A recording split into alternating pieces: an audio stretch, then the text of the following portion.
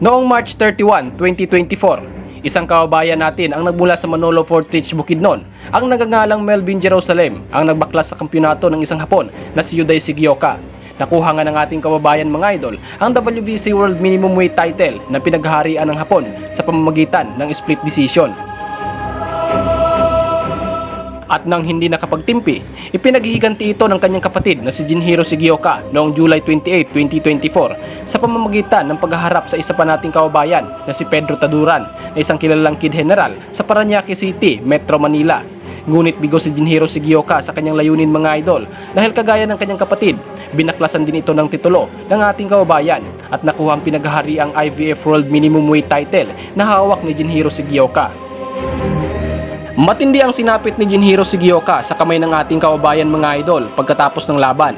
Ang dating undefeated at may malinis na kartada ay tuluyang minantsahan ni Pedro Taduran. Kung ating subaybayan, hindi rin basta-basta ang Sigioka brothers mga idol, parehong talentado at mabangis kung makapaghataw sa ibabaw ng lona.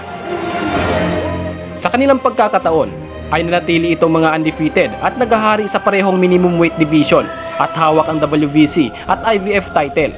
Ngunit nang umikot ang baraha, agad itong pinalitan ng ating mga kababayan at inagawan ng tronong pinaghaharian.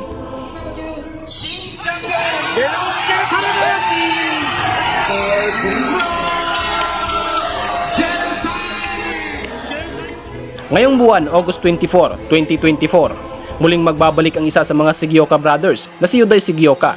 Nakatakda nga itong haharapin ang isa sa ating kababayan, ang kinilalang the silent assassin ng Iligan City, Lanao del Norte, na si Samuel Salva. Si Samuel Salva mga idol ay isang bagitong Pinoy na kasalukuyang hawak ang kanyang kartadang 20 panalo. 13 panalo dito ay nakuha niya via knockouts at isang talo na natamo niya noong 2019 na kung saan nakalaban niya si Pedro Taduran para sa bakanteng titulo ng IVF World Minimum Weight title. Ito nga lang mga idol, ang kaisa-isang mantsa na nagtala sa pambihirang kartada ni Samuel Salva. Pagkatapos ng laban na iyon, nagkaroon muli ito ng 3 magkakasunod na laban na kung saan lahat ito ay naipinalo niya. Ngayong paparating na laban, malaking hamon ito para sa ating kababayan, ang harapin si Yuday Sigioka.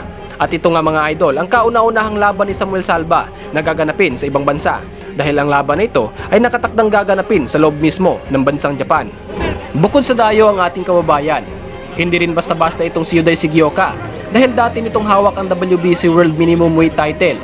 At isa pa, malaki ang posibilidad ng pagbabalik ni Yuday Sigioka ay isang paghihiganti para sa pagkawasak at pagkayanig ng kanyang kapatid sa malagim na sinapit nito sa kamandag ng kamao ni Pedro Taduran.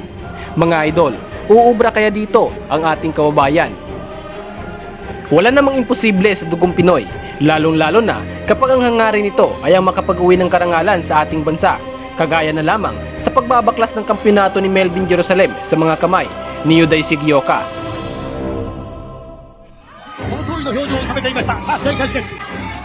Halos magkasintangkad lamang ang mga ito mga idol. At sa mga panahong ito, bitbit ng ating kababayan ang kanyang pambihirang kartada na nagtala ito ng 21 panalo, 3 talo at 12 panalo dito ay nagbula via knockouts. Samantalang si Yuday Sigioka ay dala-dala ang kanyang malinis na kartadang 8 panalo, 8 talo at 5 panalo dito ay tinapos niya sa pamamagitan ng knockout.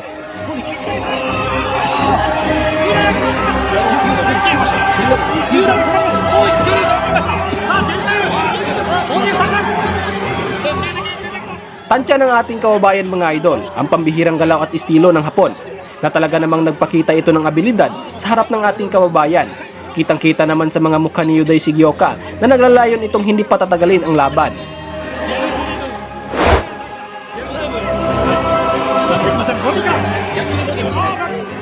Sa pagpasok ng round 2, dito na naging agresibo si Yuday Sigioka na tila gustong makabawi sa unang round kanina. Nagpapaulan ito ng mga suntok sa iba't ibang anggulo at gustong kontrolin ang laban. Ngunit natatapatan ito ng ating kababayan.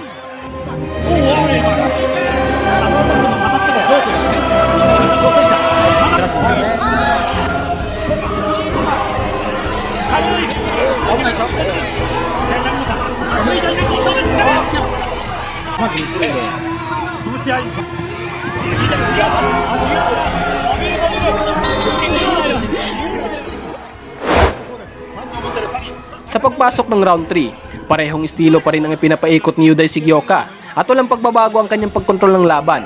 Ngunit lingid sa kanyang kaalaman mga idol, ay unti-unti na palang binabasa ng ating kababayan ang kanyang galawan. At nang yumapak na ito sa patibong, agad itong pinasindak ni Melvin Jerusalem.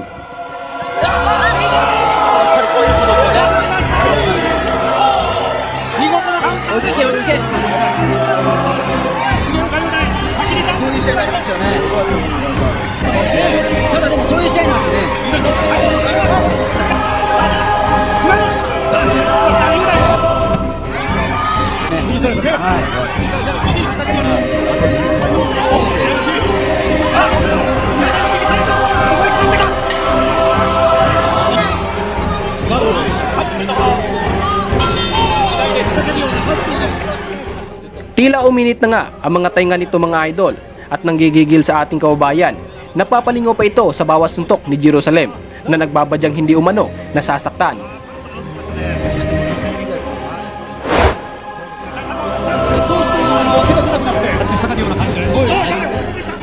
Tila gigil na si Yuday Sigioka sa pagpasok ng round 4 mga idol at talagang gulat na gulat ito sa pagkasindak sa kamay ng ating kababayan. Ngunit umpisa pa lang ito ng pagpapakilala ni Melvin Jerusalem.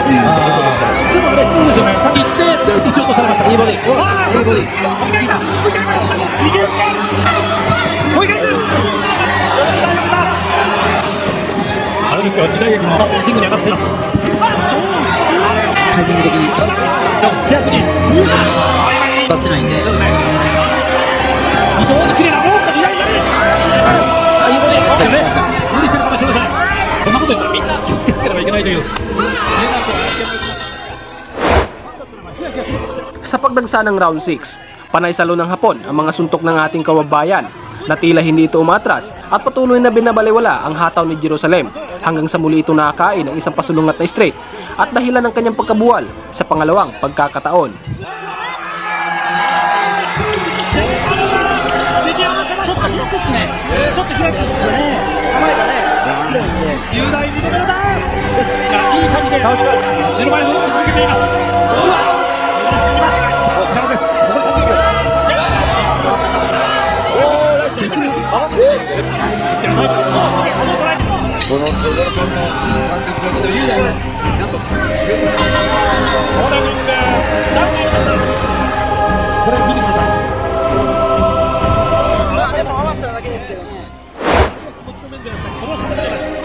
Sa kasagsagan ng round 7, matindi ang pagpapalitan ng suntok ng dalawa, parehong hindi umuurong at parehong palaban at talagang nagkakasubukan.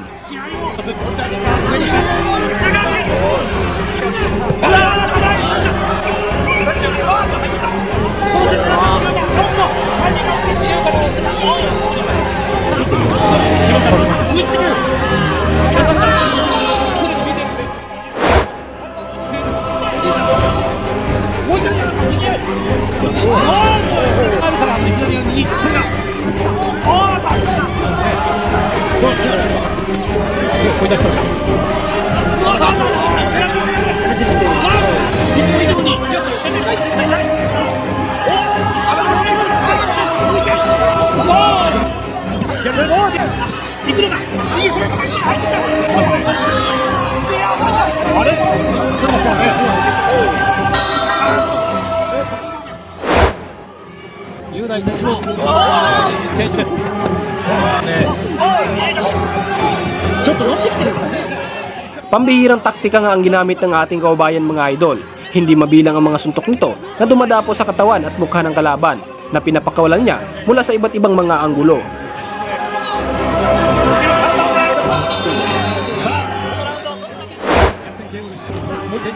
Sa kasagsagan ng round 10, dito muling nakabawi ang Hapon at nagpapakaulay ito ng mga body shot sa ating kababayan.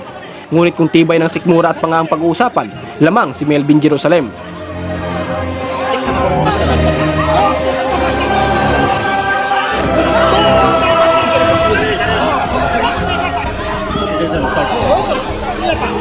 しています。も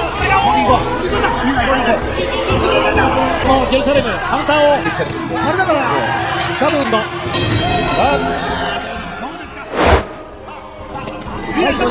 下がりまして袋が大丈夫ナイスボディ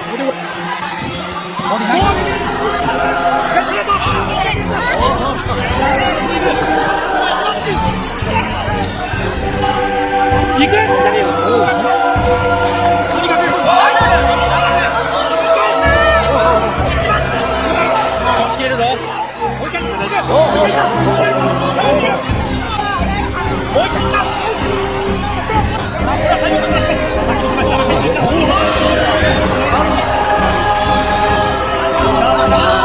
いいボディ。おお、作るんだ。距離がちょっと離しています。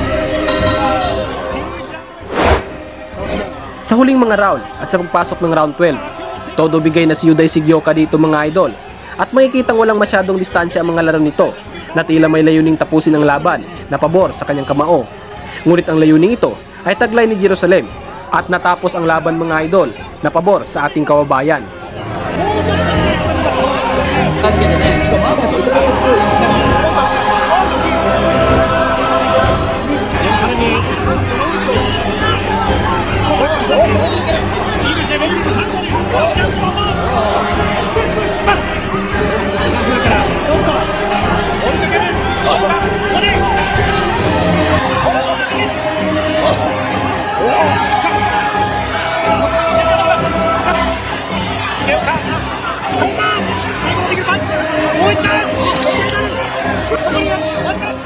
Parehong magaling at parehong matibay, ngunit ang lamang ang siyang nagpatunay na taglay ng ating kababayan. Umabot nga ang laban sa punto ng pagpapasya. Matagumpay na tinapos ni Melvin Jerusalem ang laban mga idol at nakuha ang pagkapanalo sa pamamagitan ng split decision.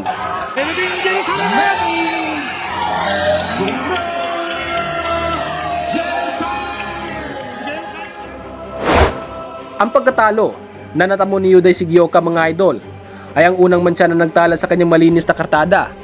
At ngayong magbabalik ito sa ibabaw ng lona at haharapin ang isa sa ating bagitong pambato na si Samuel Salva.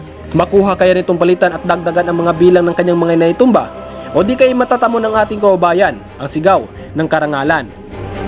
Malaking hamon ito para kay Samuel Salva mga idol dahil ang laban na ito ay inaasahang pinaghahandaan ito ng maigi ng Hapon. Ngunit wala namang imposible sa isang Pinoy na may dugong mandirigma. Kahit gaano man katanyag ang pangalan ng kalaban, kung may determinasyon at diskarte kang pinaghahawakan, lamang ka sa laban.